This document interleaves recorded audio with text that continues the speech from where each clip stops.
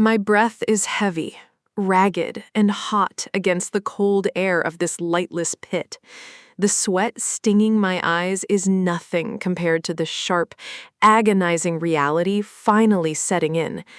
I am in a dungeon, and right now, I am literally pinned to the floor by iron spikes. High above, the others look down into the dark, their faces twisted with a mix of horror and frantic desperation. They can't help me. They won't help me. There's something else coming for them. Sungwoo looks down one last time, his voice cracking as he apologizes for leaving me to rot. The pain is white-hot as I try to move, my body rejecting the very idea of survival.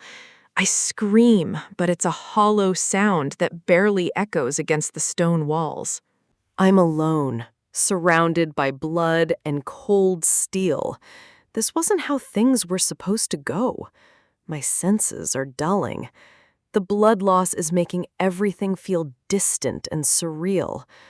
But none of this has been real since the day our world was turned inside out.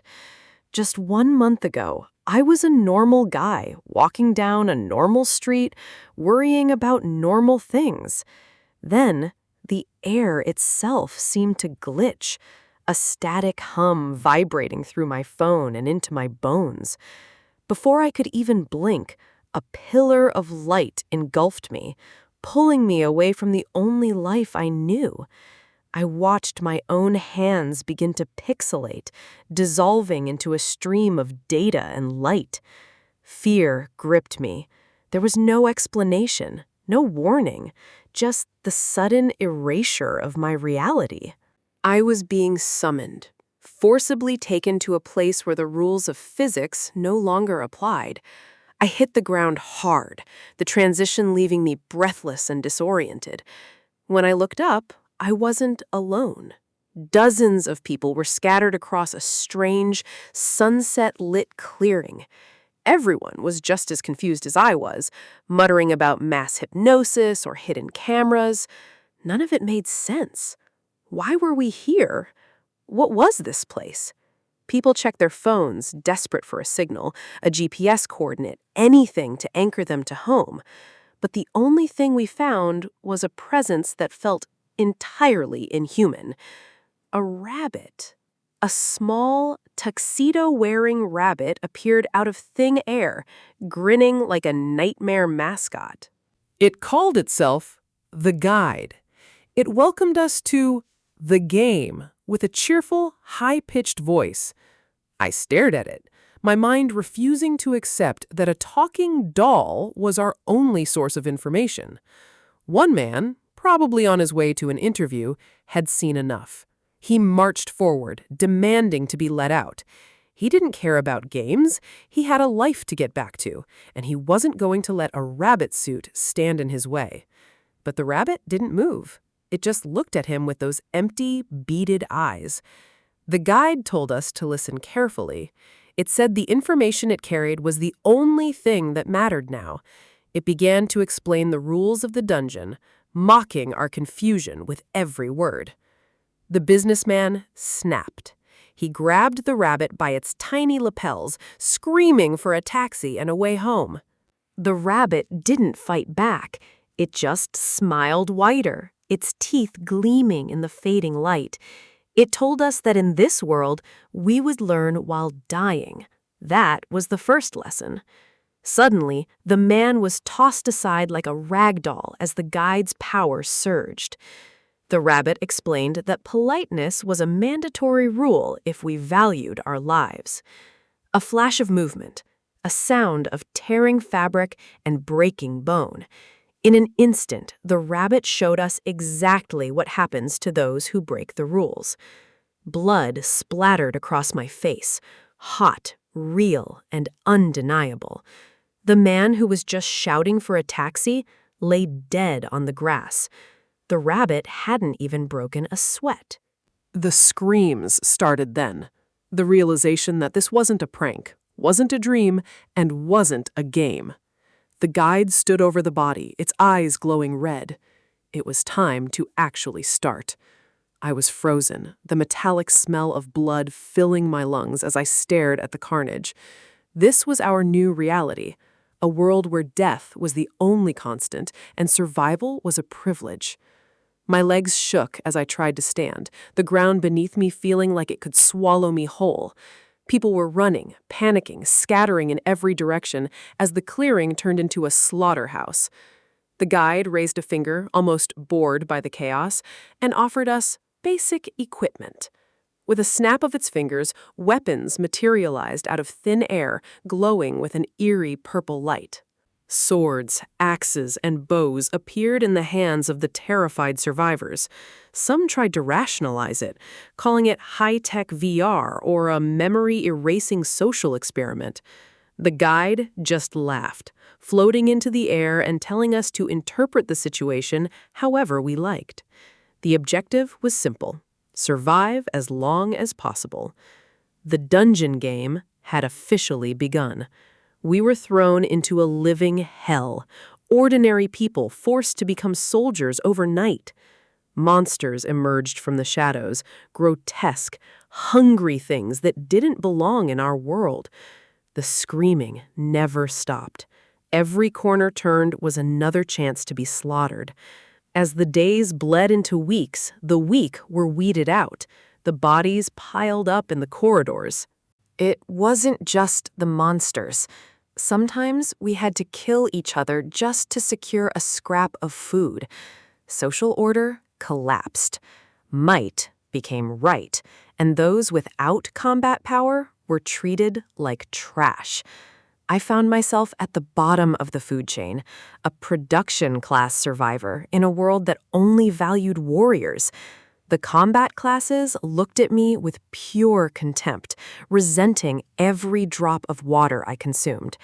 They had skills, superpowers that let them tear through monsters with superhuman strength.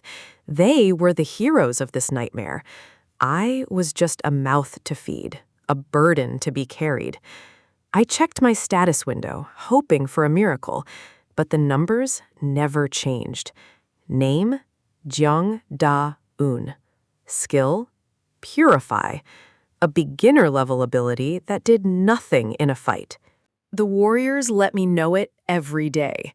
They called me a leech, a miracle of uselessness. They would slap the food out of my hands, demanding I show moral sense and give my portions to them. But Sung-woo was different. He was our leader, the one who actually tried to keep us together. He would stand up to the bullies, reminding them that rations were to be distributed fairly. His gaze was firm, unbreakable. He was the only reason I was still alive. The others would grumble and walk away, but the resentment in their eyes only grew darker. Sung-woo would help me up, his hand steady and warm. He told me not to listen to them. He knew everyone was on edge. The dungeon does that to you. It grinds your humanity down to dust. We were supposed to reach the end point by tomorrow, one more day of survival. I wanted to be helpful. I wanted to prove that I wasn't just a burden. I clutched my small, glowing knife, the only weapon I had. It felt pathetic compared to their axes and swords, but I kept moving. I had to. The next morning, the peace was shattered by a sound that shook the very foundation of the dungeon. A trap. A massive, rolling boulder was hurtling toward us, crushing everything in its path. The guide watched from above, laughing as we scrambled for our lives. It reminded us that looking only forward was a fatal mistake in this place. Sung-woo shouted orders, trying to guide us through a field of hidden pressure plates. Behind us, more traps were triggering. Spikes, fire, and falling stones were everywhere. We were running blind, dodging death by inches as the boulder gained speed. Sung-woo kept yelling for us not to fall behind. He knew that stopping meant death. My lungs were burning. My legs felt like lead. I was at my absolute limit. I pushed myself harder, the sound of the boulder like thunder in my ears. I could see the exit, a light at the end of the tunnel. I just had to make it. Then, my foot hit something, not a pressure plate, but a gap in the floor. The ground vanished beneath me, a hidden pitfall perfectly placed to catch the exhausted. Time seemed to slow down as I fell, the faces of the others blurring into the distance. I hit the bottom with a sickening thud, the air forced out of my lungs. I heard Songwoo scream my name, a sound of pure, helpless agony. The rabbit guide appeared at the edge of the pit, cackling at the amazing effect of the seventh trap. It looked at me with mockery, stating that this particular trap had a survival rate of 0%. Songwoo stood there for a split second, the boulder almost upon him. He had no time left. He looked at the pit, then at the death charging toward him. He had to choose. He turned and ran. He had to save the others. He had to survive. The guide chuckled, delighted by the cold-hearted necessity of survival. It mocked Sangwoo, calling him heartless for leaving his friend behind. And as I lay there, bleeding out on the spikes, I realized I was finally, truly alone. I can hear them celebrating, the heroes above me and that twisted guide who treats our lives like a game. While they cheer, I'm rotting in the dark. In this dungeon, if you fall, you're forgotten. I'm lying at the bottom of a pit, listening to the survivors move on while my own life slips away. My blood is cooling on the stone, my sword out of reach. This was supposed to be the final moment of a very short, very brutal story. Is this really how it ends? Just another nameless corpse in a world that resets its victims every hour? Seung-woo and the others, they were the stars. I was just the production class nobody who did their chores. And now, I'm the one who didn't make the cut. High above, the battle reaches its peak. They're facing the stage boss, the mountain of stone that stood between them and freedom. With one final desperate surge of strength, the hero strikes. The earth itself seems to groan under the impact. It's over. They've done the impossible. They killed the boss. For a fleeting second, I feel a spark of hope that maybe, just maybe, we all get to leave. Then that rabbit appears, the guide. He floats down like he's watching a theater performance, clapping his hands with mocking glee. He praises them, especially Singwoo, for being so astonishing, even with the injuries they've sustained. To him, our pain is just high-quality entertainment. Singwoo doesn't care about the praise. He's exhausted, broken, and just wants to know one thing. Can we go home now? The rabbit's smile doesn't reach his eyes. It's a look of pure, predatory confusion. Home? Why would anyone want to leave so soon? His face twists into a wide, terrifying grin. This wasn't the end of the journey. It was just the warm-up. The silence that follows is heavy. They've given everything they had, and the game is telling them it wasn't enough. Stage 1 cleared, he chirps. He says it so casually, as if he hadn't promised them freedom for defeating the boss. The survivors are paralyzed. They're realizing that the exit they fought for doesn't exist.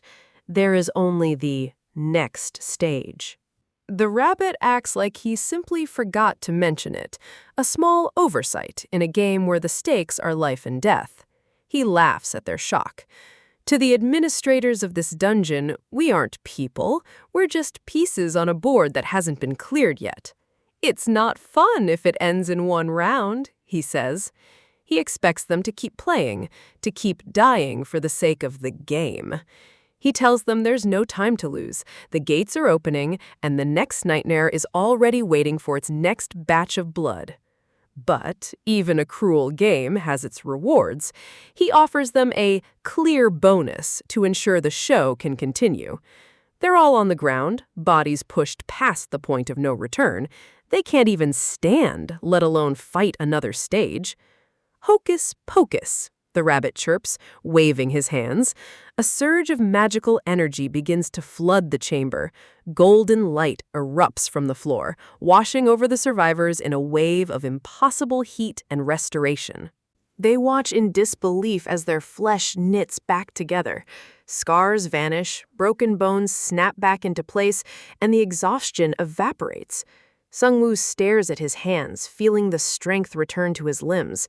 It's a miracle, but one that only serves to drag him back into the meat grinder. The rabbit is delighted. The pieces are repaired. The game can resume. He asks if they're satisfied now, as if healing them makes up for the hell he's putting them through. But the light doesn't stay above. Deep in the darkness of the pit, that same golden glow finds me, seeping into the shadows.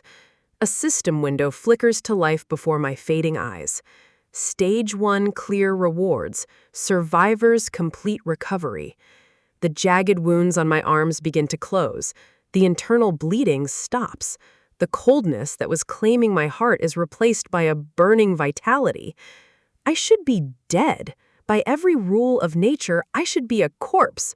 But the dungeon's own rules just brought me back from the brink.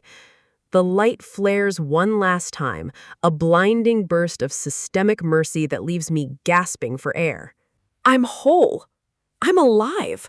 I look at my hands, trembling not from pain, but from the sheer impossibility of what just happened. Then I hear it, the rabbit's voice announcing the start of Stage 2. The survivors are leaving. They're moving on, and they have no idea I'm still here. I scream at the top of my lungs, begging them to wait, to look down, to see that I'm standing in the very pit they left me in. The circle of light above is my only window to the world, and it's getting smaller as they walk away. No one looks back. The silence that follows is deafening. I'm alone in a tomb that was supposed to be my grave, but now it's just a room I can't escape. What am I supposed to do now? I'm a production class survivor with no combat skills, trapped in the bowels of a resetting nightmare. Then the ground begins to shake, a low, mechanical rumble that vibrates through the soles of my boots. Something is happening. Another notification pops up, chilling me to the bone. The dungeon is resetting.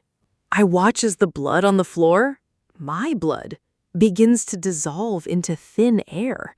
Every trace of the struggle is being erased. The stains on the walls, the debris from the fight, it's all vanishing. The stage is being scrubbed clean for the next group of victims. The traps are coming back. The spikes are resetting. The dungeon is a machine, and it doesn't care that there's still a player inside the gears. I realize then that the guide mentioned previous players. This pit has seen hundreds like me, and every time it resets to catch the next one. If I stay here, I'll be crushed or impaled by the very room itself. I have to find a way to break the cycle before the reset is complete. I stand among the rising spikes, clutching a stone. If this place is a machine, then machines can be jammed. I just need to find the right spot. I aim for the mechanism above, the one that triggered the trap in the first place. It's a desperate 1 in a million shot. I throw the rock with every bit of the strength the system just gave back to me. A tiny stone against a massive, uncaring fortress. It hits. A sharp crack echoes through the pit, and for a moment, the grinding of the gears stutters. Dust and pebbles rain down as the reset sequence glitches. I've managed to force the trap to stay open, but I'm still stuck at the bottom. I did it. I triggered the trap from the inside. Now I just need to figure out how to climb out of a pit designed to keep things in. I look at the spikes around me. One slip, and I'm back to being a corpse. This time, there won't be a clear reward to save me. I have to be smart. In a world of heroes and monsters, the only thing a production class survivor has is his head and his tools. Suddenly, a shadow falls over the pit. I look up, expecting a friend, but I find something much worse. It's the rabbit. He's peering down into the hole, his little face twisted in genuine, baffled annoyance. He wants to know why I'm not dead yet. He says the trap was activated, and usually that means instant death. He seems personally offended that I survived his perfect reset. To him, my existence is just a technical error that needs to be fixed. He explains that normally, as soon as someone falls in here, they're erased. I'm a glitch in his data, a mistake that refused to be scrubbed away. I beg him to help me, to send me to stage 2 with the others. But the look he gives me tells me that isn't part of the programming. He sighs, waving his hand to pull up my status window. He's looking for a reason to delete me, a way to make the numbers make sense again. As I thought, he mutters, the system has me listed as deceased. I'm a dead man walking, a ghost in the machine. Since I'm dead, according to the rules, I'm no longer a player. I'm just an error, and errors have no place in the next stage. His tone turns cold. He says it's only natural to hide away irreparable mistakes, to bury them deep where no one will ever see them. He tells me to just stay here and starve to death. Please just die quietly, Mr. Error, he says with a polite, terrifying little bow. He mocks my class, a production player who hid behind the hero's back. He thinks I'm useless without someone to tell me what to do. He tells me there's no escape anyway. Even if I climbed out, the world above is a hell I could never survive alone. With a flick of his wrist, he finishes the reset. The entrance to the pit begins to seal, shutting out the last of the light. Die in this ditch alone so you don't bother the others, he chirps. Farewell. He skips away, humming a little tune, leaving me to the absolute darkness of the underground. The hole is closed. The light is gone. I am officially a ghost, forgotten by the system and abandoned by the guide. Die peacefully? After they used me as a pack mule and left me to rot? After this world tried to erase me like a typo? The rabbit's words echo in my head. He thinks I was just doing chores. He thinks I was just a shadow behind the hero. They all looked down on me, the fighters, the mages, the ones with the real skills. They thought I was just the help. They have no idea what it takes to be the one who keeps everyone else alive. They have no idea how much I've seen. I open my inventory. It's not empty. While they were busy being heroes, I was busy gathering. Meat, water, tools, supplies. I have everything I need. I grip my bone hammer. This pit isn't my grave. It's my workshop, and I'm going to build my way out of this hell. You want me to starve? Watch me. I'm going to survive no matter what. If the system says I'm dead, then I'll just have to rewrite the rules myself. In a pit designed to be my grave, I've managed to find a strange sort of comfort among the bones of my last meal. I'm stuffed. For the first time in over a month, I've actually managed to eat a peaceful meal without looking over my shoulder. It's ironic. This death trap feels like heaven compared to the nights we spent being hunted by monsters on the surface. But I can't just rot here. No matter how quiet it is, a hole in the ground is still a prison. The ceiling is impossibly high, and the walls are solid rock. Going up isn't an option, especially with a monster den waiting at the top. But looking at the floor, I realize something. The rules of this world are rigid, but they aren't perfect. The ground isn't stone, it's soil, and soil can be moved. If I can't climb out, why don't I just dig my way out?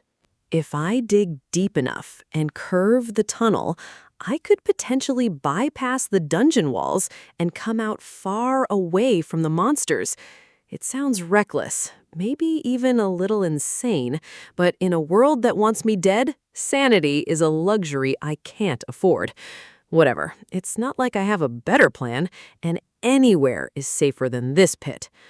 Phew, this is grueling work. Manual labor in a high-stakes survival game wasn't exactly what I expected. Strangely, I find this pleasing. Maybe I finally lost my mind after being in so many life-threatening situations. My hands are taking a beating, but if this is the price of my survival, I'll pay it gladly. Ugh, the more I dig, the more the loose dirt threatens to bury me. I'm gonna end up suffocating in my own escape tunnel at this rate. I need a way to manage all this waste. Wait, I'm thinking like a normal person, not a player in a system. I have an inventory. It's meant for loot and gear, but the system doesn't specify what counts as an item. If I can store a sword, why can't I store the earth itself? It worked! A lump of soil, digitized and stored. This inventory is more practical than I ever imagined. Now I don't have to worry about being buried alive. The digging process is about to get a lot faster. With the inventory acting as a vacuum for the debris, I can push forward with everything I've got. It's satisfying to see the progress. This is 100 times better than running around like a headless chicken just to stay alive. Suddenly, the air around me begins to hum with a strange golden light. What is this? A new skill? Now, of all times? The system is reacting to my repetitive actions. My first achievement is manifesting right before my eyes. It's a whole new sensation. I feel a surge of power that makes me feel like I could tear anything apart. I collapse as the energy settles, my body trembling from the sudden transformation. Damn it, that took everything out of me. I check the skill, hoping for something heroic, something that can kill monsters in a single blow. Earth lumping expert? You've got to be kidding me. I'm fated to have absolutely no combat skills.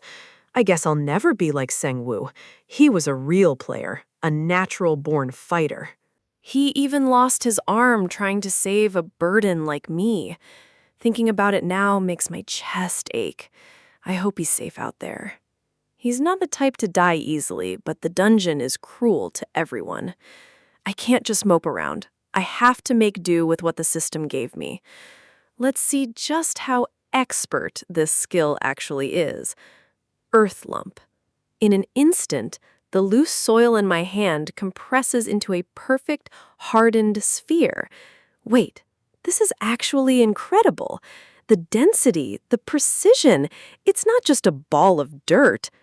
Meanwhile, the architect of my misery returns to check on his handiwork. The rabbit guide hops to the edge of the pit, expecting to see a silent, dark tomb. He sighs with fake sympathy, pretending he actually wanted me to die quietly like a good little sacrifice.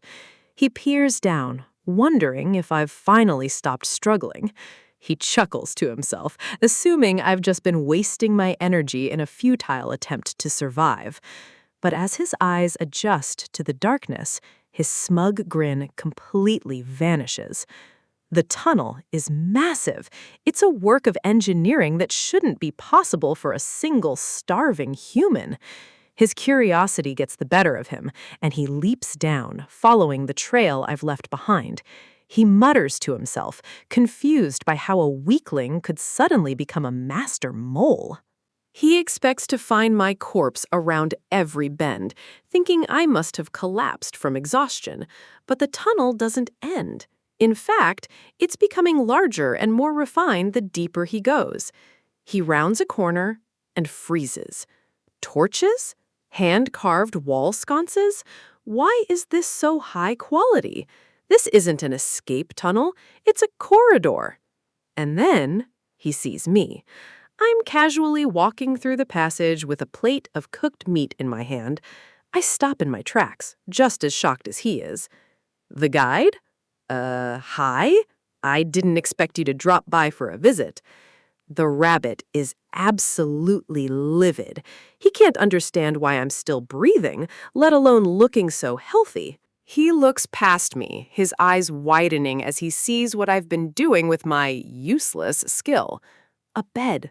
A real, solid bed made of perfectly compressed earth, shimmering in the torchlight, and a table, complete with plates and utensils. This place is better furnished than most inns. The rabbit stands in the center of my new home, his entire worldview shattered by a few lumps of dirt. He screams at the top of his lungs, "What the hell is this?" I turned his death trap into a luxury suite. In a world where every skill defines your worth, mine was considered the ultimate joke. Lumps of soil. That was it. While the other participants were likely out there slaying monsters and gaining glory, I was stuck at the bottom of a pit, mixing dirt with water. It felt more like being a potter than a hero, but in this dungeon, survival doesn't always look like a sword fight. I had to focus on every detail. If the system wouldn't give me power, I would have to craft my own security from the very ground I stood on. My only company was a tuxedo-wearing rabbit who wanted nothing more than to see me rot. He watched me work with a mix of confusion and pure disdain. I tried to play the part of a gracious host, carving up the meat I'd managed to secure. If I couldn't escape yet, I could at least maintain some dignity. The rabbit looked at the food as if it were poison. He couldn't wrap his head around why a dying man would bother with a proper meal. He reminded me that I was a production-class player, someone meant to handle food and supplies, not survive the depths alone. Then he noticed something different, the way I handled the materials, the efficiency of my movements. He realized I'd unlocked something new. I didn't want to give him the satisfaction, but the embarrassment was hard to hide when I had to name my secret weapon, Earth Lump. The moment the words left my mouth, the rabbit erupted into hysterical laughter. To him, it was just another useless trick.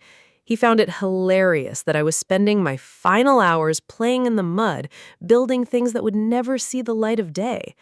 He mocked my first skill, Purify, calling it barely useful. To the managers of this death game, utility is nothing compared to raw destruction. His laughter turned cold. He stood up, telling me that the fun was over. According to him, my time had finally run out. I felt a chill run down my spine. Was he finally going to finish the job himself? Was he going to kill me right here? But he just smirked. He wouldn't dirty his hands. He didn't need to. The dungeon rules were about to do the work for him. Suddenly, the rabbit perked up, looking toward the ceiling as if he could hear something far above us. A heavy, low rumbling began to vibrate through the stone walls. Something massive was shifting in the foundations of the world.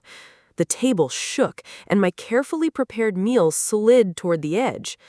Panic flared in my chest as the very air began to hum with energy. The rabbit floated into the air, mocking me. While I was playing with dirt, the other participants had actually progressed. Stage 1 had been cleared. In any other game, that would be a cause for celebration, but here it meant something far more sinister. I stared up at him, my mind racing. If the stage was cleared, why was the ground beneath me feeling like it was about to dissolve? The furniture I had painstakingly crafted began to crack and crumble. The stone itself was rejecting my presence. I realized the horror of the situation. The dungeon has a fundamental rule that keeps it clean and challenging for every new batch of victims. The reset. I had been so focused on digging and building my little sanctuary that I completely forgot the world itself was temporary. Every tunnel I dug, every brick I laid, it was all slated for deletion.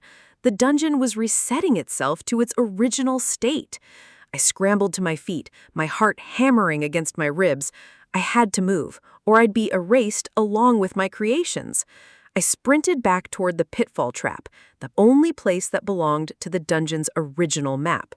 The rabbit followed me, his laughter echoing off the collapsing walls.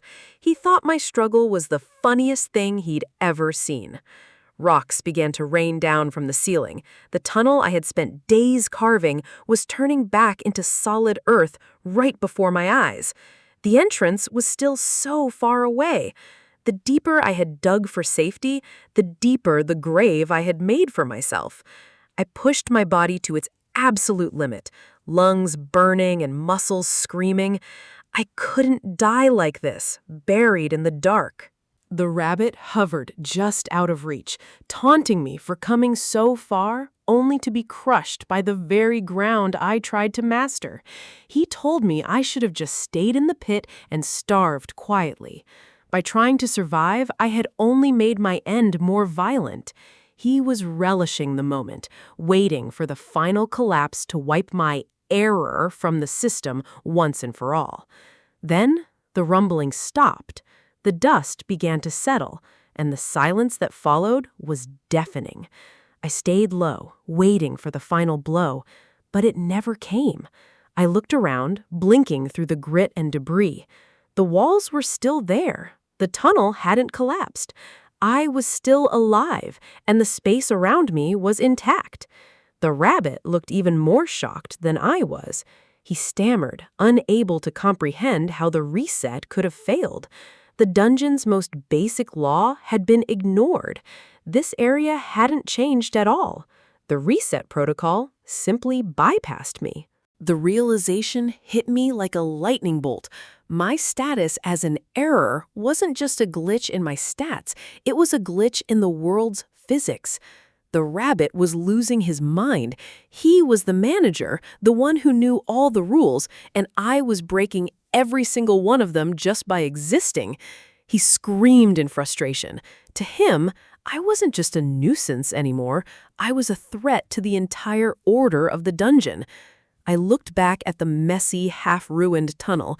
It was a disaster, but it was my disaster, and it was still standing. I started to understand the true power of being an anomaly. If the rules didn't apply to me, then I was the only truly free person in this hellhole.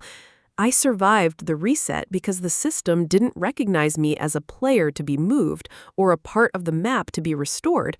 I looked at the rabbit, and for the first time, I wasn't the one who was afraid. He was the one backed into a corner. He tried to regain his composure, threatening me with a slow, painful death. He claimed the dungeon would find another way to kill me. He listed off monsters and traps, trying to convince himself that he still had control over the situation, but his voice lacked the usual bite. He was just noise now. He was a manager who had lost his authority over a single, stubborn error. I asked him a simple question.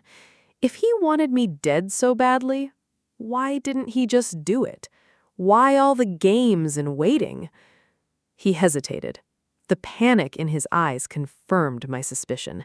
He was bound by rules just as much as the players were. He started ranting about not wanting to derby his hands, but I wasn't buying it anymore. I turned my back on him and started walking.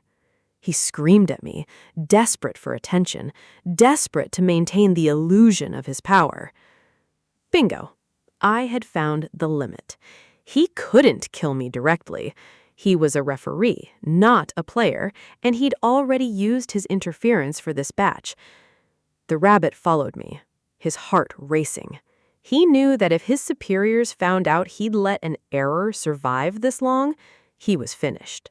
His face twisted into a mask of pure terror. He had completely lost control of the narrative, and he knew it. The system only gave him one right to kill per batch of participants to maintain order. He had wasted it on the first day. He had used his power to scare the group, never imagining that one of the people he left for dead would become his greatest nightmare. I told him I was going to eat. I didn't care about his threats or his superiors. I was the master of this little pocket of reality. But as I turned away, a new sound began to drown out the rabbit's whining, a sharp, rhythmic dripping from the ceiling. I looked up, and my triumph vanished. The reset might have failed to erase the cave, but it had still caused massive structural damage.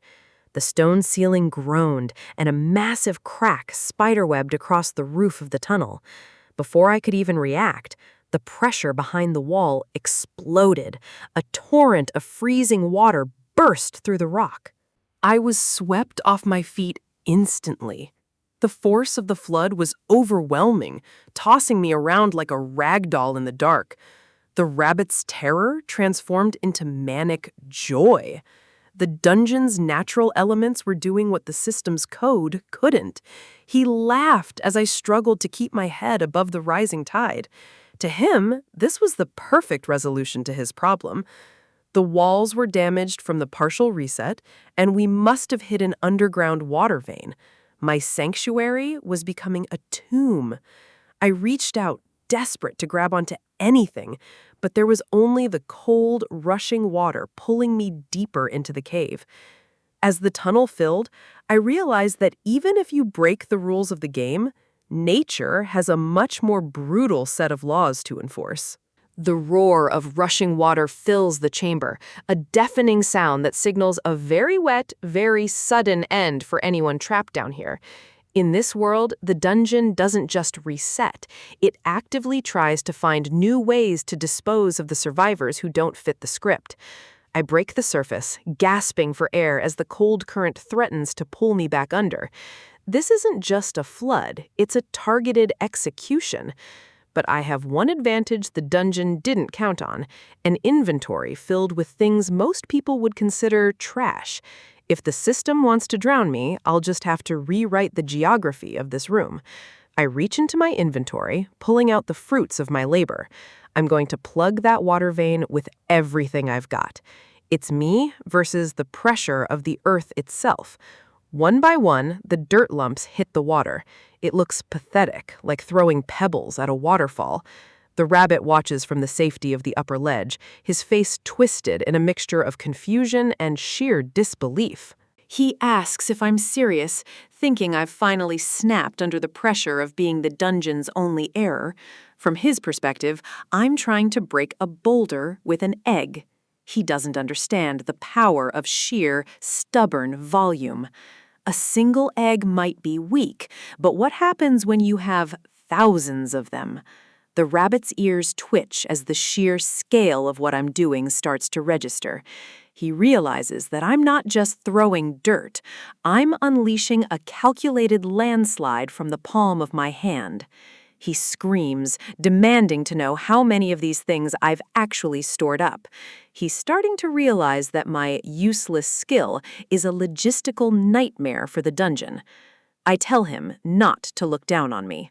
In a world of combat skills, the man with the most resources is the one who survives. I hurl another wave of earth toward the breach, my muscles screaming from the effort. I'll stack this dirt until it forms a mountain if I have to. I am not dying in this hole. The impact is massive, a heavy thud of wet earth meeting stone, but the water is relentless. The pressure is too much. The round lumps just roll and shift, unable to find a grip against the force of the flood. It's not holding. The water is spraying through the gaps, laughing at my attempt to contain it. Damn it. The physics of the world are working against me. Round shapes are the worst thing for a dam. I pause, a thought striking me through the panic. The skill is called earth lumping, but the description is vague. It didn't specifically say the lumps had to be round, did it? In this strange world, the rules are often what you make of them. The rabbit thinks I finally lost it as I start shouting nonsense, but I'm focusing every ounce of my will on the earth in my hand. I beg the system to listen, to let me mold this reality into something I can actually use. I visualize the change, not a sphere, but something with edges, something that can stack. Change. The air shimmers with the effort of the skill forced into a new form. It worked. The lump in my hand is gone, replaced by a solid, heavy brick. The first step toward building my own safety. The rabbit's eyes go wide. He's never seen a basic production skill evolve like this on the fly. I begin firing the bricks into the breach. They interlock, creating a wall that the water can't simply push aside. He actually blocked it. The roar of the water fades to a trickle, defeated by a pile of rectangular dirt. I slump against the wall, drenched and exhausted.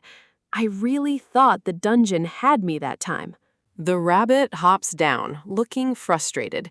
He tells me if I'm tired, I should just give up and die already to save him the trouble. I tell him how awful that is to say to someone who just stared death in the face. He just calls me persistent, his annoyance masking a growing fear of what I'm capable of. He stares at the wall I built. It's a miracle of improvised engineering, a solid plug in the dungeon's intended trap. He can't believe a simple earth-lumping skill did this. It's something even combat specialists would struggle to achieve through brute force. His face darkens. He realizes I'm dangerous. Not because I'm strong, but because I don't follow the logic of his world. But I'm already on to the next thing. I call him over, my excitement returning as I look at what I've created. I was worried about running out of water, but the dungeon just solved that problem for me. I have a pond now. The rabbit warns me it's likely toxic, filled with dungeon filth that will rot my insides. He goes on a graphic rant about the stomach aches and diarrhea I'll get if I touch it. He really wants me to suffer. I just ignore him and whisper one word: purify. The water glows as the impurities are burned away by the system's logic. The rabbit is shaking with rage. I've turned his death trap into a clean, drinkable water source. He calls me a hateful son of an error. I sit back and think, a pond is good, but it's a bit plain for a master of my own domain. He asks what I'm planning now, sensing another headache coming on. I tell him that since we have a pond, we obviously need some beautiful interior decoration to make the place feel like home. I get to work, my hands moving with a precision that comes from thousands of repetitions.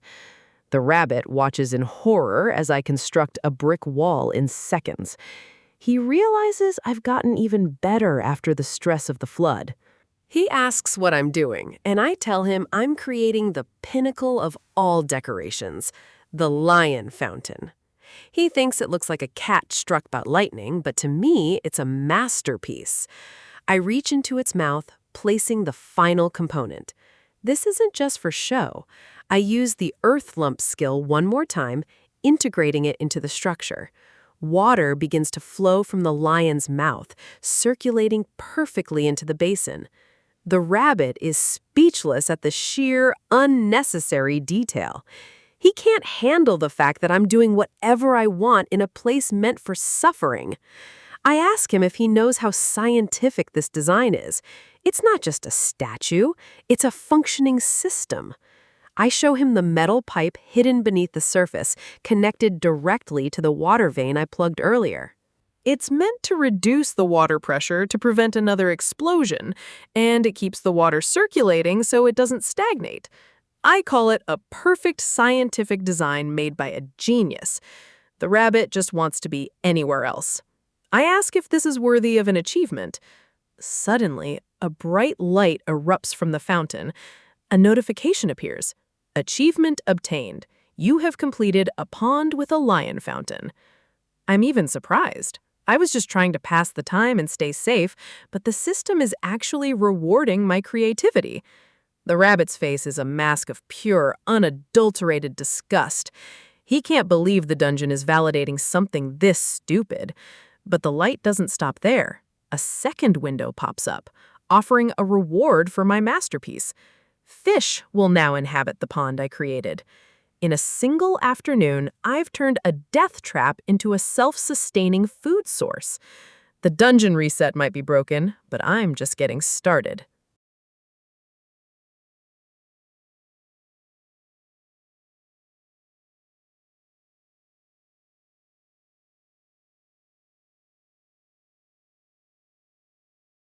Daowin is settling into a rhythm that shouldn't exist.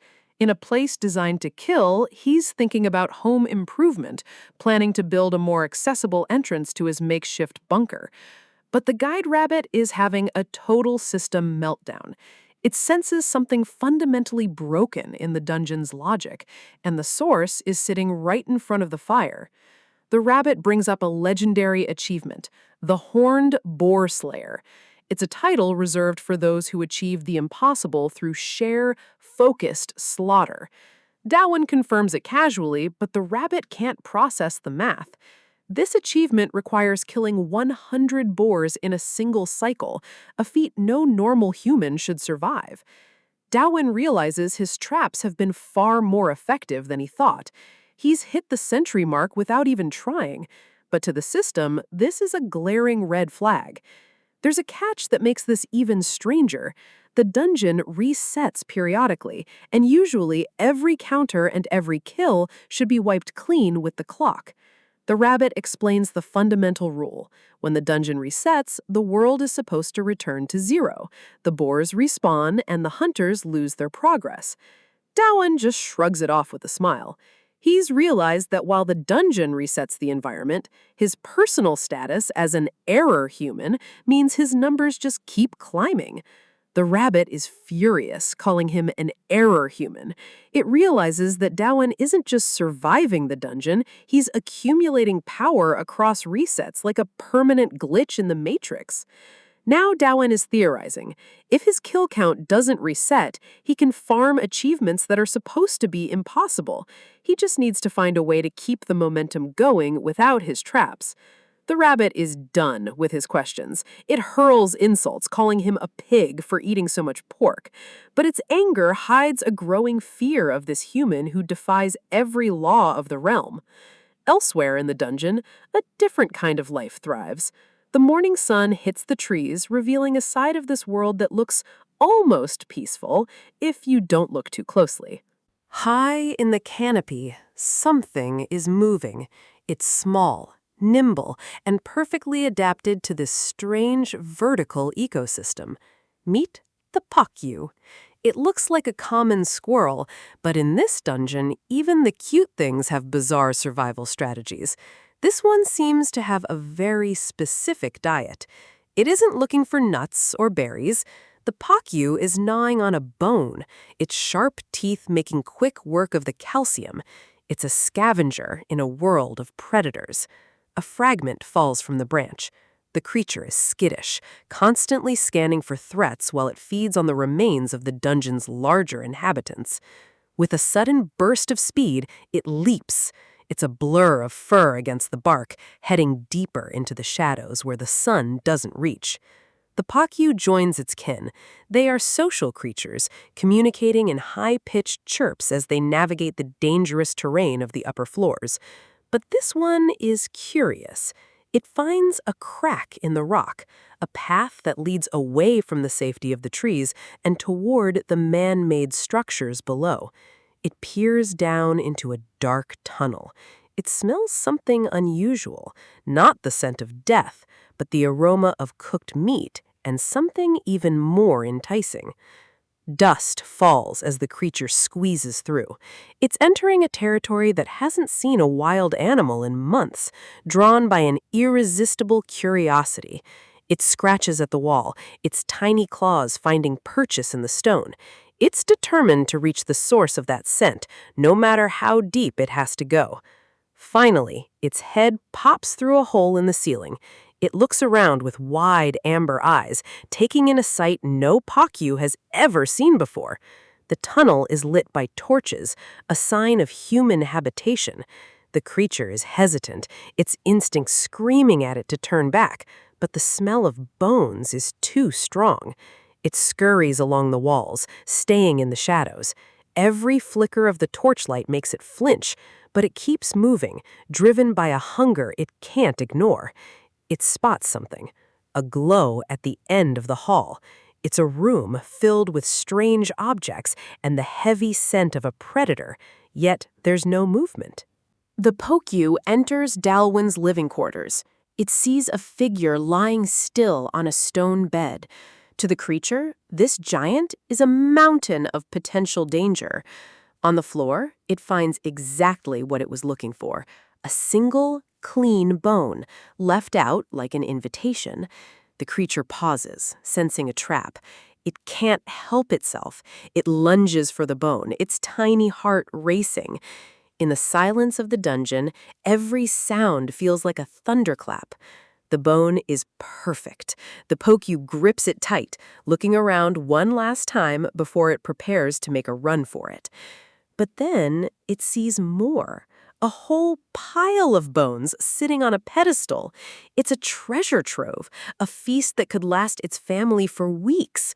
The creature is overwhelmed. It's never seen so much food in one place. Its eyes sparkle with a mix of greed and pure, unadulterated joy. The sun sets outside, the light fading over the forest. Inside the dungeon, the real game of survival is just beginning, built on a foundation of trust and hunger. The Pokyu returns to its family, chirping excitedly. It carries the news of the great bone hoard, leading the others back toward the human's lair. It holds its prize firmly in its mouth. This isn't just food. It's a sign that the world below might not be as hostile as they once believed. They move as a pack, a stream of fur flowing down the trees.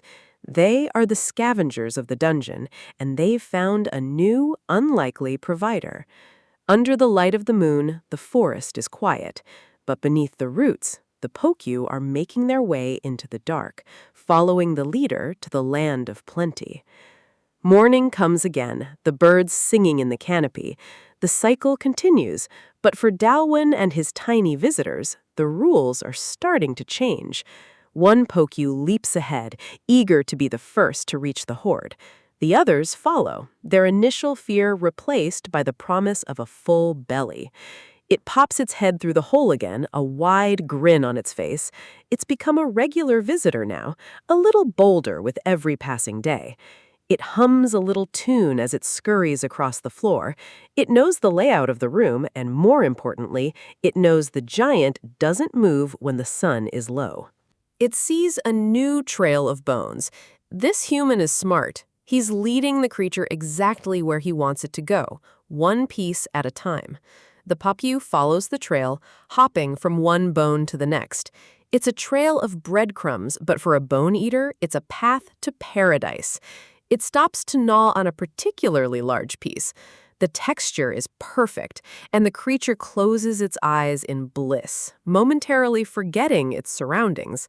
The final bone is resting in a bowl, and that bowl is sitting right on top of the sleeping giant. This is the ultimate test of the creature's courage. It leaps onto the stone bed, its movements light as air. It stares at the human's face, waiting for any sign of life. But Dalwan remains perfectly still. The Pokyu reaches the bowl. It's filled to the brim with the best bones in the dungeon. It's a temptation that overrides every survival instinct the creature has. It picks up a bone, its eyes darting back and forth. It's so close to the human's chest that it can feel the steady rise and fall of his breath. It takes a bite. The sound of its teeth against the bone echoes in the room. It freezes, terrified that the giant will wake up and crush it. But nothing happens. A sense of peace settles over the scene, a moment of strange harmony between two beings who should never have met. Suddenly, a flash of light erupts. It's not a threat, but a sign of a new achievement being unlocked. The system is recording this bizarre interaction. The Pokyu sits back, satisfied. It's found a safe haven in the heart of a nightmare, and its new giant friend seems to be the key to its survival. It continues to eat, its tail twitching with excitement. It's no longer just a scavenger. It's a guest at a table it never expected to find. Its eyes go wide as it looks up at the human. For a brief second, there's a spark of recognition, a connection that transcends their different worlds. It dives back into the bowl, determined to finish every last piece. It's a feast fit for a king, and the Pokyu is making the most of it. It chirps a soft "thank you," a sound that carries through the quiet chamber. It's a small victory in a world that usually offers only defeat. The creature pauses, sensing a movement. It's ready to bolt at a moment's notice, its instincts still sharp despite the comfort of the meal. Daowon is watching through slit eyes. He's been awake the whole time, carefully orchestrating this moment to win the creature's trust. He's surprised by how close it actually got. He's been living in isolation for months, and this tiny, bone-eating squirrel is the first friendly face he's seen. He stays still, not wanting to break the spell. He's realized that in this dungeon, allies are more valuable than any weapon or achievement. The Pakyu looks at him again, its expression almost questioning. It's weighing the risk, deciding if this human is truly a friend or just a very patient predator. It decides to stay. It curls up near the bowl, its belly full and its fear fading. It's found a place where it doesn't have to look over its shoulder every second. Daowon can't help but smile. He's won. The friendship trap worked, and he's finally found a companion to share his lonely dungeon life with. He looks at the creature's tiny features. It's a strange world where a man survives on error codes and befriends bone-eating squirrels, but he's making it work. The Pakyu gives him one last look before it settles in for a nap. It's a moment of pure, unadulterated trust, a rarity in this place of death. Daowon celebrates his success. He's not just a survivor anymore, he's a master of his environment, capable of taming even the strangest creatures. He reflects on his time in the cave. Months of solitude have changed him, making him appreciate the small things, like the presence of another living being. The Pakyu is adorable when it's not trying to survive. It's a reminder of the world he left behind, a piece of nature that hasn't been corrupted by the system. Now he has a new goal, to fully befriend the creature. He knows it will take time and patience, but he has plenty of both in this eternal dungeon. He wonders if it will run away when the sun comes up. He hopes not. He started to enjoy the company, even if it's just a tiny animal that eats bones. The Pakyu wakes up and takes another bite. It seems to be here to stay, as long as the supply of bones doesn't run out. Daowon covers his mouth to hide his laughter. It's just too cute. This little creature is the highlight of his day, a bright spot in the gloom of the dungeon. He reaches out a hand, moving slowly. He wants to pet it, to confirm that this connection is real and not just a product of his imagination. The Pakyu looks up, its eyes wide. It doesn't move, its curiosity now stronger than its fear. It's a pivotal moment, the ultimate test of their new bond. He touches its head. It's soft, warm, and surprisingly real. The creature flinches for a second, then leans into the touch, closing its eyes. It works. The trust is complete. Daowon has done the impossible again, making a friend in a place where only enemies are supposed to exist. But then, something happens. A strange sensation washes over him, a surge of energy that feels like a new system rule being written in real time. The room erupts in a blinding light. The Pakyu glows, and Daowon realizes that their friendship has triggered something even the rabbit couldn't predict. The error human has just changed the game again. I was just trying to make the place a bit more livable, but in this dungeon, even a simple construction project triggers something unexpected. Even the guide looks like he's seen a ghost. I guess building a decorative fountain in a death trap wasn't on his itinerary. Suddenly, a blinding light erupts from the center of the pit. The system is reacting to my handiwork in a way I never anticipated. Fish? Real, swimming fish just manifested out of thin air because I completed a pond achievement? This world's logic is officially broken. The rabbit is losing his mind, screaming about bullshit, but all I see is a self-replenishing buffet. I can't help but grin. In a place designed to starve me out, I've just secured a lifetime supply of protein and fresh water. I'm actually moved to tears. Maybe the heavens haven't abandoned me after all. Or maybe the system just rewards persistence. The rabbit tells me not to get my hopes up, but look at that lion fountain. It's majestic, and more importantly, it's functional. As the artificial sun sets over the dungeon walls, the atmosphere shifts from a struggle for survival to a quiet evening at home. The smell of smoke and searing meat begins to fill the cavern. It's a scent that shouldn't exist in a place like this. I've set up a full barbecue station.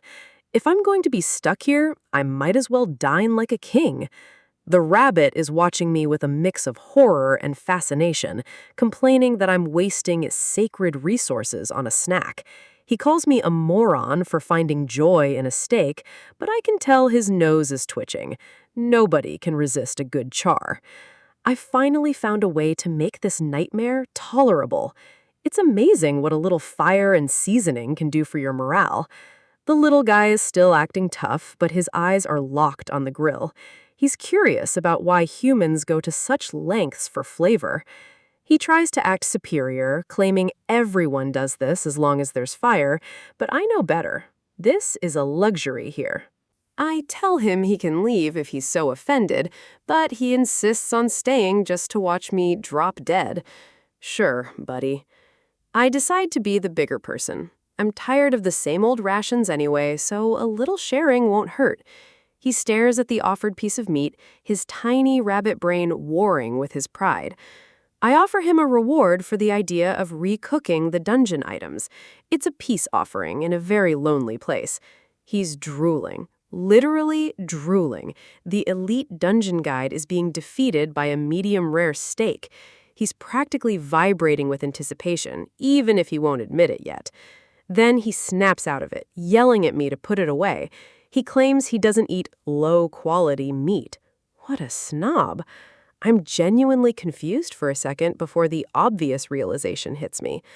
I apologize for forgetting he's an herbivore, but he gets even angrier, insisting he's a special rabbit who can eat meat. He starts throwing a tantrum, threatening to slash my neck because I insulted his diet. Dealing with him is a full-time job. Eventually, the fire dies down to embers. The belly full of food makes the cold ground feel a little softer. The remnants of our feast lie scattered. For the first time since I fell into this hole, I feel genuinely sleepy. I drift off, letting the exhaustion of the last few days finally take over. My defenses are completely down. The rabbit watches me sleep, muttering about how I might be the most carefree idiot to ever enter the dungeon. I'm deep in a dream, mumbling about my old life, completely unaware of the shadow looming over the pit. The guide looks at me with a strange expression. He knows something I don't, and it isn't good. He hops away into the darkness, leaving me vulnerable. The silence of the cavern is suddenly heavy. He seems almost gleeful that I've fallen into such a deep slumber. It's a dangerous mistake in a place that never sleeps. The fire is out. The bones are picked clean. The stage is set for a very rude awakening. The dungeon monsters are always starving, and the smell of a barbecue is like a dinner bell for the things in the dark. Glowing red eyes peer from the tree line above. I've turned my sanctuary into a target. The rabbit's face twists into a wicked grin. He's hoping my last meal was satisfying, because he thinks it's my last. In my sleep, I'm still begging for just one more bite of that pork belly I used to love back home. A heavy thud shakes the ground near my head. My subconscious tries to process the vibration, but I'm too tired to care. Something is crunching on the leftover bones. The sound is wet, heavy, and very close. A massive, dark shape looms over me, breathing hot, rank air onto my face. I can feel the water from the fountain splashing, and the torches on the wall flicker as a huge presence moves past them. The heat is intense. The smell of wild animal is overwhelming. My eyes are still closed, but my skin is crawling. The fire flares up one last time, illuminating a snout covered in coarse hair. I groan, still half asleep, complaining about wanting pork belly. I have no idea how ironic that request is about to become. The eyes are like burning coals. The beast is huffing, its breath forming clouds in the cool cave air. It nudges me. Not a gentle nudge, but the heavy, curious probe of a predator checking its prey. I swat at it, telling it to leave me alone, thinking it's just that annoying rabbit trying to wake me up early. I'm still mumbling, telling the rabbit I'm not sulking. I'm about to learn that the rabbit is the least of my problems. I finally snap. I yell at it to eat the leftovers and leave me be, shoving the massive head away with my hand. My eyes flutter open. The texture of what I just touched wasn't fur. It was something much tougher. My heart stops. It's not a rabbit. It's a horned boar, and it's large enough to crush me without even trying. I'm frozen, praying this is just a very vivid, very terrifying dream brought on by too much mystery meat. The boar charges. The ground shatters as its tusks plow through the earth right where I was laying a second ago. I scramble back, the realization of my mortality hitting me like a physical blow. If that thing even grazes me, I'm done. I try to reason with it, asking if it understands humans. It's a desperate, pathetic attempt at survival. I'm stammering apologies for hitting its snout. I'll say anything to keep those tusks away from my ribs. The beast just tilts its head, drool dripping from its maw.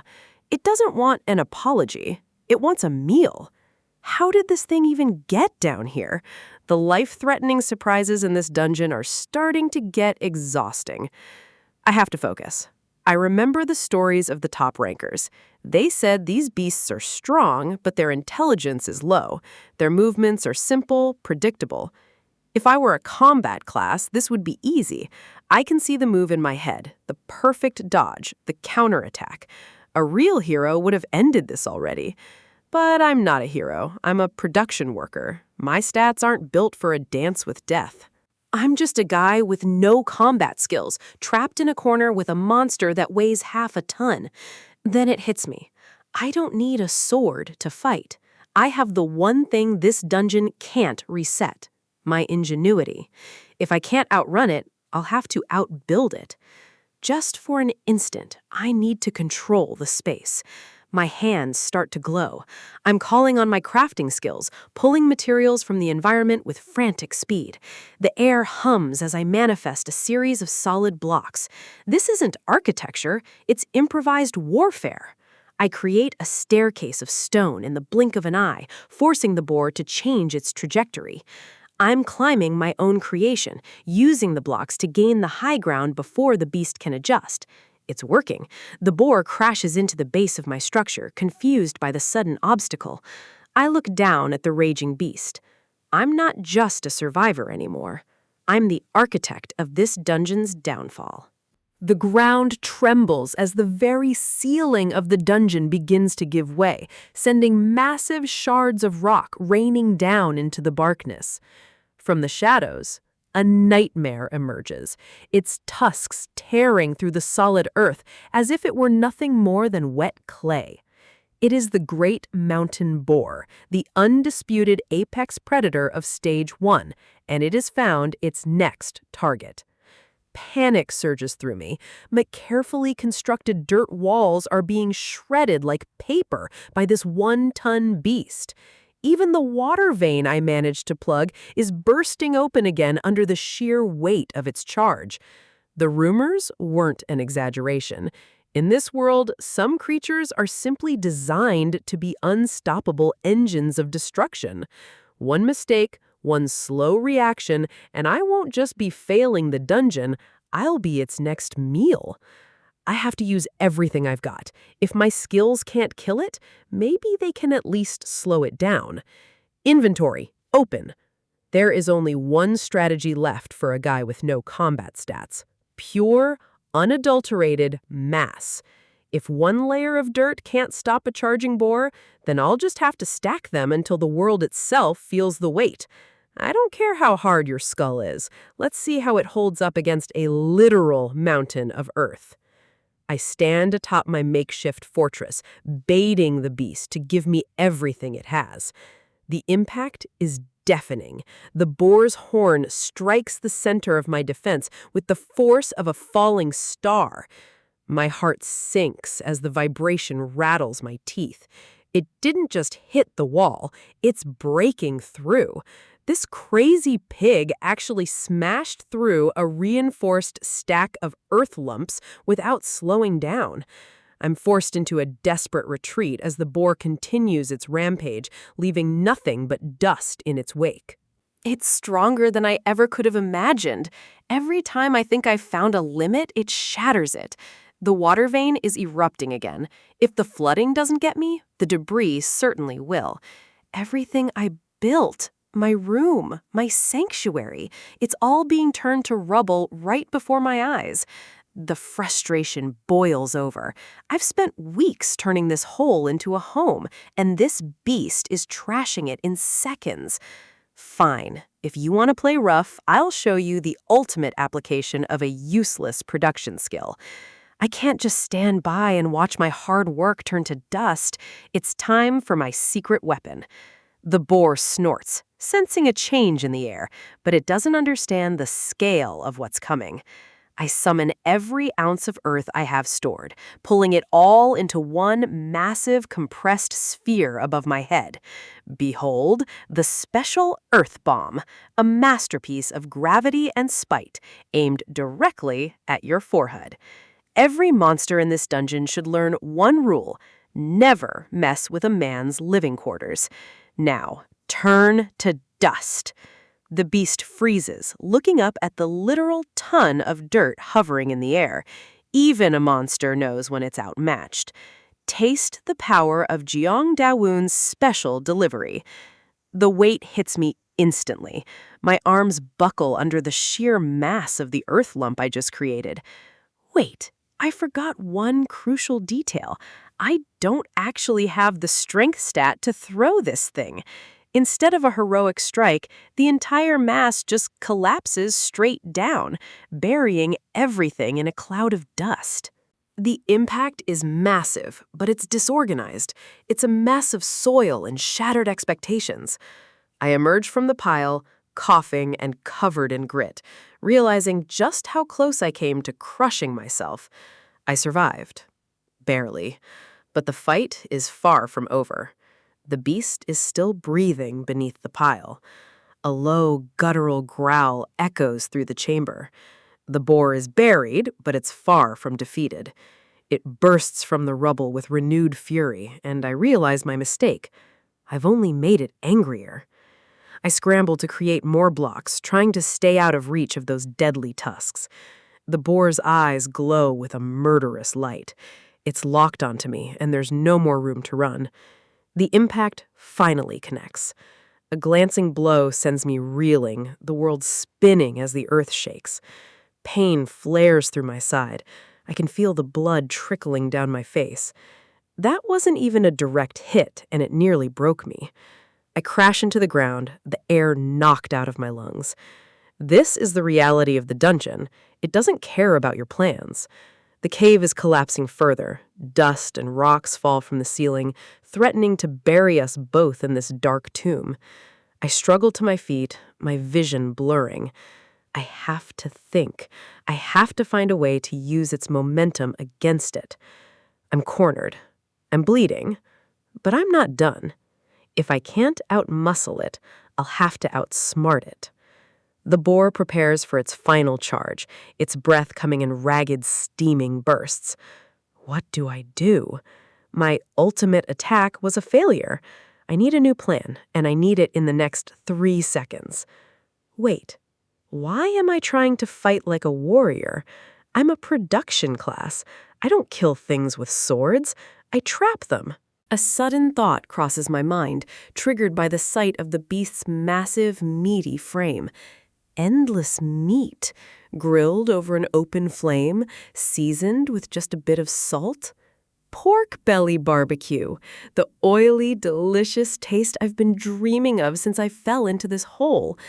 Suddenly, I'm not scared anymore. I'm hungry, and this boar just stopped being a predator and started being an ingredient. Come to me, you delicious bastard. Your body is exactly what I need to survive the next week.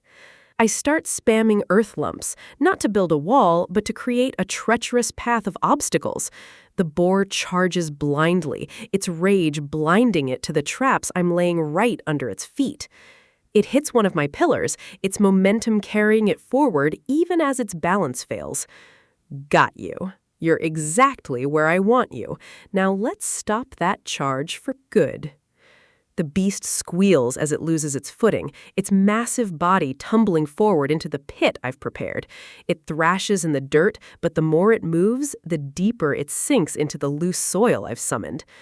You don't seem to understand the situation, Piggy. You didn't just break my room. You committed a crime against my stomach. I worked so hard on this place, months of labor, ruined in an afternoon. How are you going to compensate me for the damages?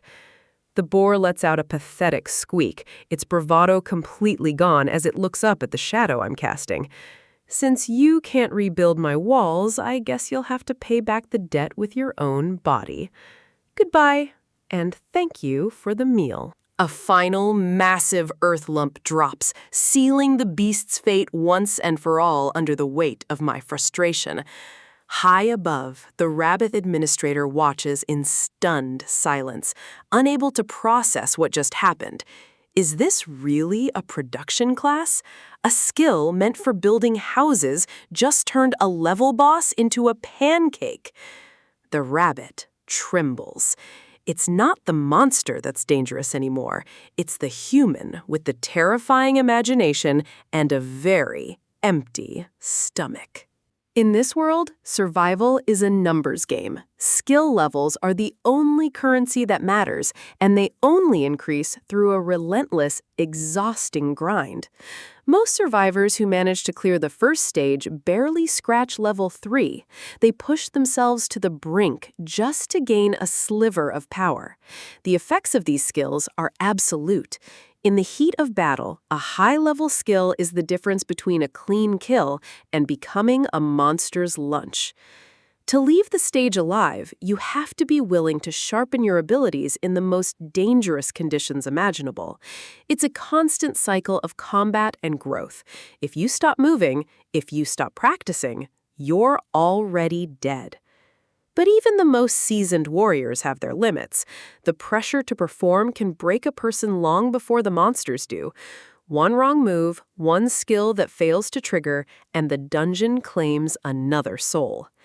Putting your life on the line is the only way to truly advance, but it's a gamble that most people eventually lose. Raising skill levels during the chaos of a fight isn't just difficult, it's a feat that defines the elite. Or so everyone thought. Then there's our guy. The dungeon overseer is watching him with a mix of confusion and pure, unadulterated irritation. While others are fighting for their lives, he's leveling up a non-combat skill like Earth Lump just by playing in the dirt. He's not interested in glory or high-level magic. He just found a pig and he's already thinking about his next meal. The rabbit can't believe his eyes. This human is treating a deadly dungeon like a personal pantry. To the system, he's a source of error, a human pest that refuses to follow the rules of the game. But he doesn't care about the system's opinion. He's got tools to sharpen and a plan to execute. With a massive boar secured, it's time to get to work. In this world, you have to be your own butcher. Speed is the most important factor when you're dealing with fresh meat in a place like this. He knows the clock is ticking. At room temperature, things go bad fast, and he isn't about to let this prize rot. He handles the blades with a practiced ease that suggests he's done this 1,000 times before. He even has a purification skill to handle the bacteria. It's the ultimate survivalist hack. Every part of the animal has a purpose. Lean meat, fat, tendons, nothing goes to waste.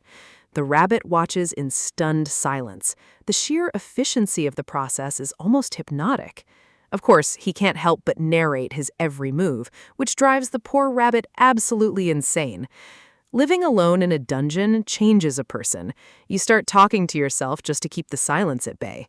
The rabbit pretends to be annoyed, but deep down, he's starting to wonder what kind of life this human lived before he got here. For a brief moment, there's a strange sense of camaraderie between the two, a shared understanding of the isolation. But sentimentality doesn't fill a stomach. He's back to work, turning a hole in the ground into a makeshift workshop.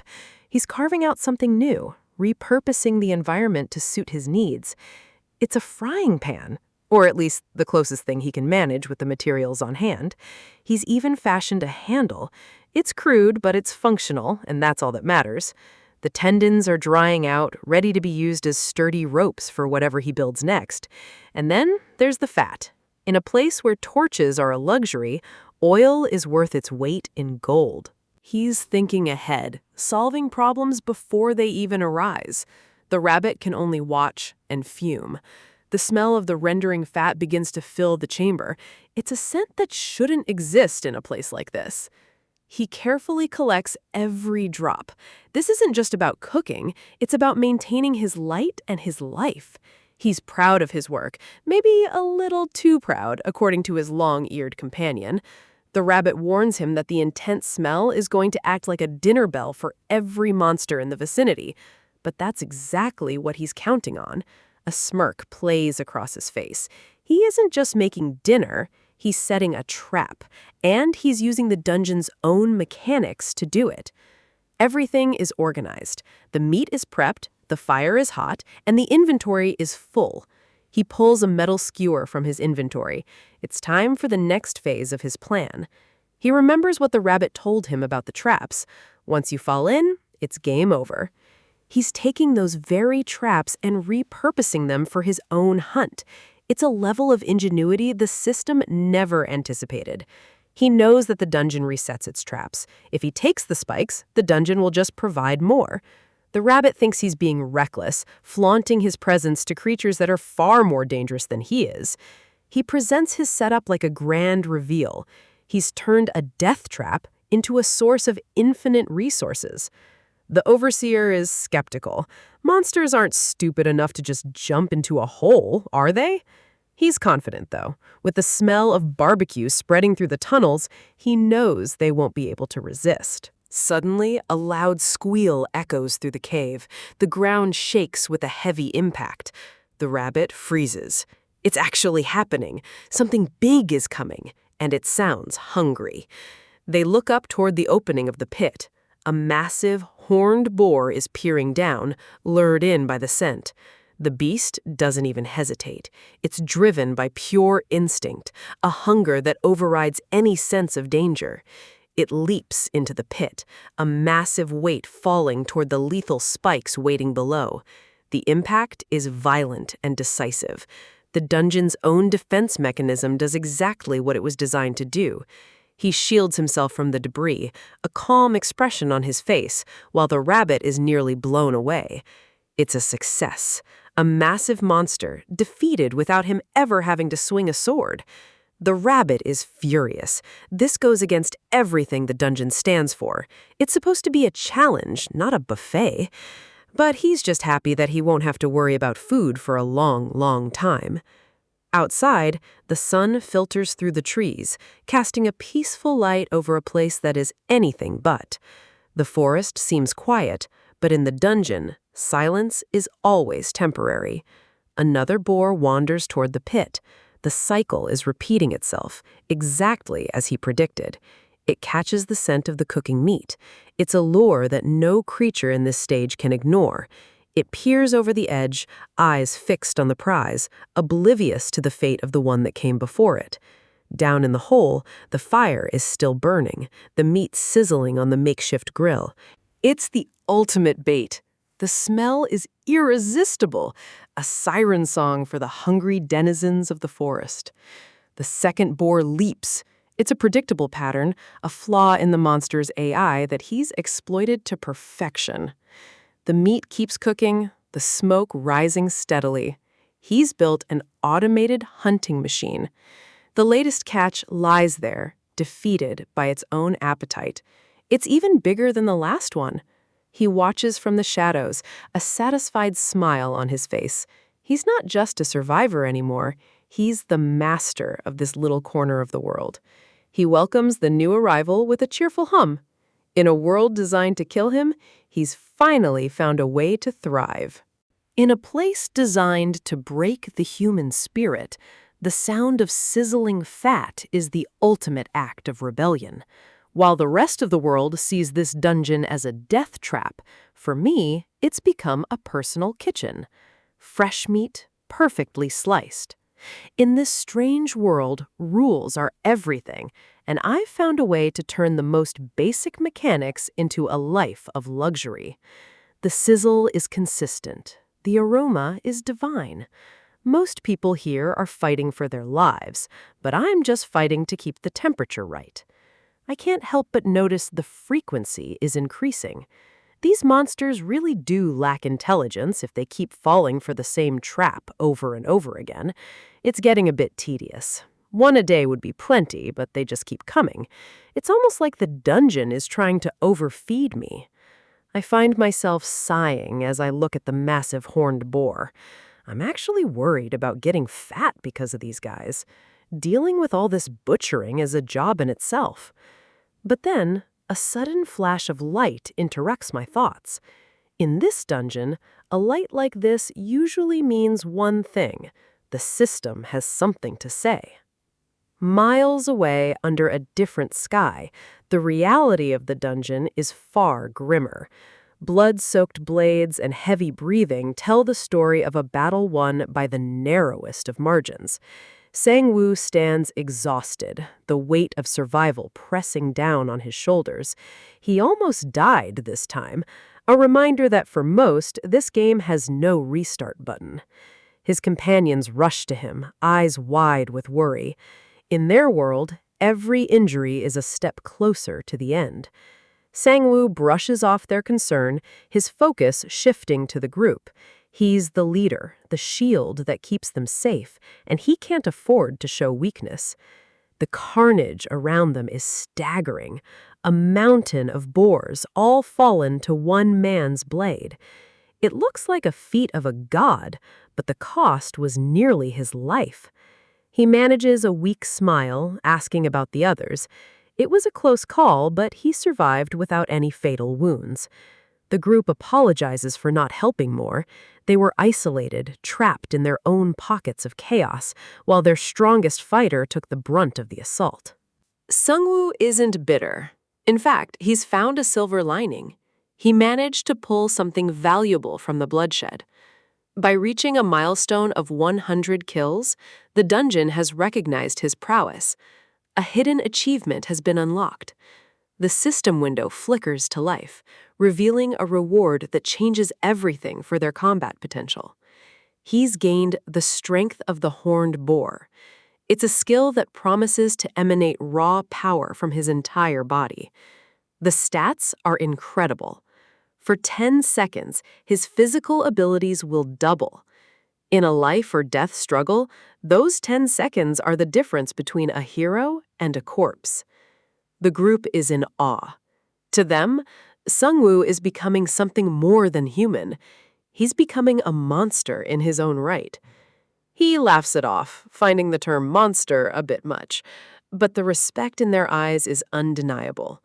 They compare him to a tiger with wings, a warrior who now possesses the very strength of the beasts he hunts. Jin-soo, the youngest, is beaming. Having a powerhouse like Sang-woo on their side is the only reason they feel safe enough to sleep at night. They discuss the skill's potential.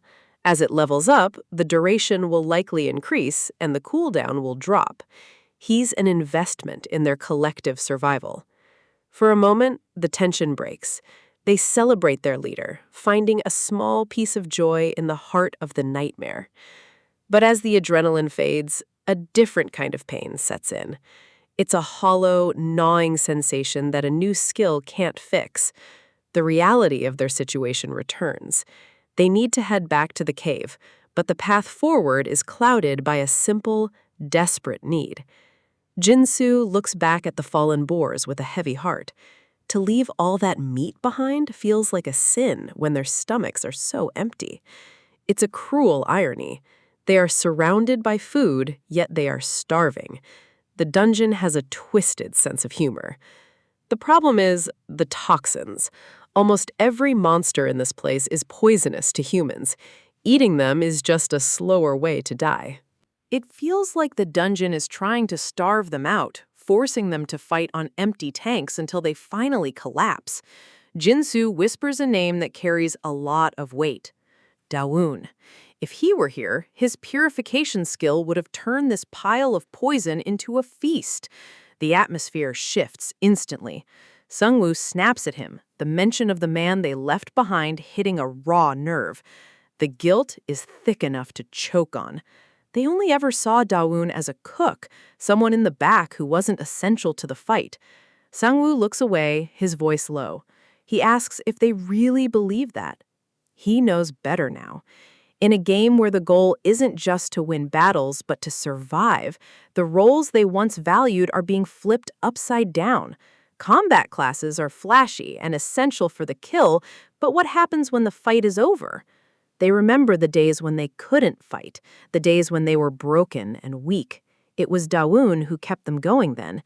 He was fighting for them in a way they didn't understand, providing the fuel for their fire. A simple potato. It seemed like nothing at the time, but in this place, it was a miracle, and it was Dawoon who secured it. Looking back, they realize he might have been the strongest among them, not because of his blade, but because of his utility. Even the whetstones Sungwoo uses to keep his sword sharp were crafted by Dawoon's hand. Without him, their weapons would have been useless long ago. Jinsu apologizes, realizing how much they've lost. The regret is a shadow that follows them everywhere. Sungwoo forces a smile, trying to lead them back to their camp. He has to keep them moving, even if their hearts are heavy. They talk about returning to eat potatoes, but the conversation always circles back. Everything in their survival is tied to the man they thought was expendable. Back in the lower levels, the expendable man is currently having the time of his life. The sound of meat hitting the grill is the only music I need. This is the life.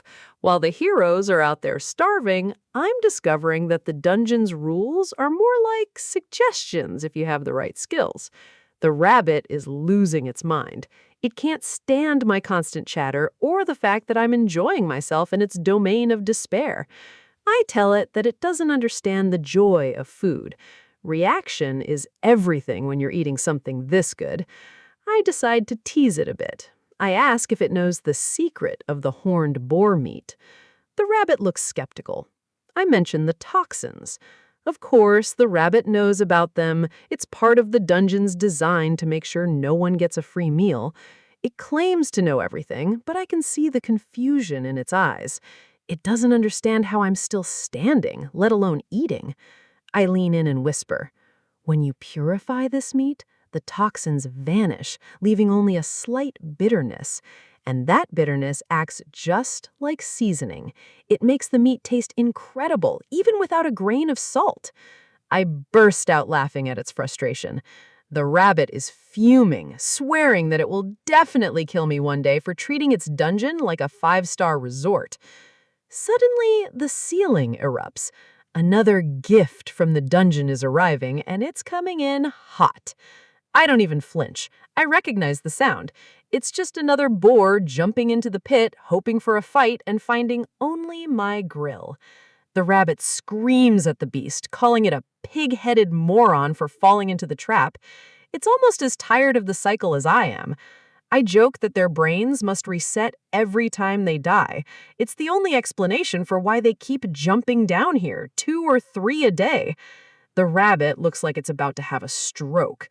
It's going crazy watching me treat these massive monsters like mild inconveniences. But then its jaw drops. It sees something that shouldn't be possible for someone of my class. I reach down and lift the entire massive beast with one hand. The rabbit is stunned. It doesn't understand how I've suddenly become so strong. It's not just the meat, it's the system. I've triggered the same achievement Sungwoo did, but for very different reasons. I casually mention the skill, Strength of the Horned Boar. I tell the rabbit to keep flipping the meat while I take care of the new arrival. The rabbit is reeling. It realizes that I, a useless production class, have earned a combat achievement that usually requires an elite party. I feel the power coursing through me. In this strange world, the social hierarchy is built on combat, but I'm proving that ingenuity and a good appetite can break the game entirely.